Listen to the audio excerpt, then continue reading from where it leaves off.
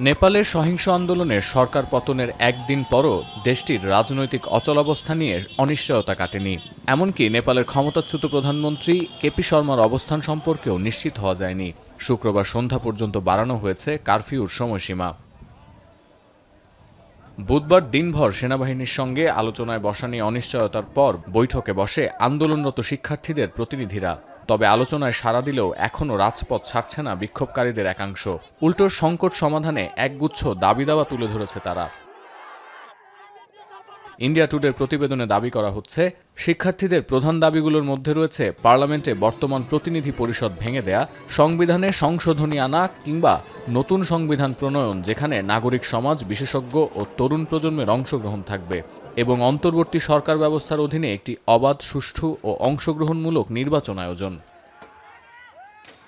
এছাড়াও সরাসরি নির্বাচিত প্রতিনিধিদের নির্বাহী ক্ষমতা প্রদান, গেল ৩ দশক ধরে যে লুটপাট হয়েছে তার সুষ্ঠু তদন্ত করা ও অবৈধ সম্পদের মালিকানা রাষ্ট্রের কাছে হস্তান্তর, এবং শিক্ষা, স্বাস্থ্য, বিচার ব্যবস্থা, নিরাপত্তা ও যোগাযোগ এই ৫টি ক্ষেত্রে কাঠামোগত সংস্কারের দাবি উত্থাপন করে শিক্ষার্থীরা। এছাড়াও আন্দোলনে নেতৃত্ব দেওয়া শিক্ষার্থীদের একাংশের অভিযোগ, বিভিন্ন রাজনৈতিক দল নিজেদের স্বার্থ হাসিলে আন্দোলনে ঢুকে সহিংসতা চালিয়েছে। ফার্স্ট পোস্টের প্রতিবেদনে দাবি করা হচ্ছে, নেপালের সাবেক প্রধান বিচারপতি সুশীলা কার্কিকে দেশটির অন্তর্বর্তী সরকারের প্রধান হিসেবে নিয়োগের প্রস্তাব এসেছে জেনজিদের পক্ষ থেকে।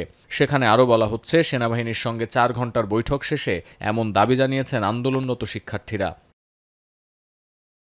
এমন প্রেক্ষাপটে সামনে আসছে নানা সমাধান সূত্র। কাঠমান্ডুর মেয়র বালেন্দ্র শাহকে নতুন প্রধানমন্ত্রী হিসেবে দেখতে চায় আন্দোলনকারীদের অনেকেই। আন্ডারগ্রাউন্ড র্যাপার হিসেবে জনপ্রিয় এই রাজনীতিবিদ সরকার বিরোধী এই আন্দোলনের পক্ষে নিজের অবস্থান জানিয়ে সাড়া ফেলে দেন ইন্টারনেটের দুনিয়ায়। এদিকে চলমান এই অস্থিরতার মধ্যেই একদিন বন্ধ থাকার পর সচল হয়েছে কাঠমান্ডুর ত্রিভুবন আন্তর্জাতিক বিমানবন্দর। স্থানীয় সময় দুপুরে এক বিবৃতিতে এই তথ্য নিশ্চিত করেছে বিমানবন্দর কর্তৃপক্ষ। তবে ভ্রমণের সময় ফ্লাইটের পরিবর্তিত সময়সূচির দিকে নজর রাখতে বলা হচ্ছে যাত্রীদের। সতীর্থ কর্মকার, এখন বিশ্ব।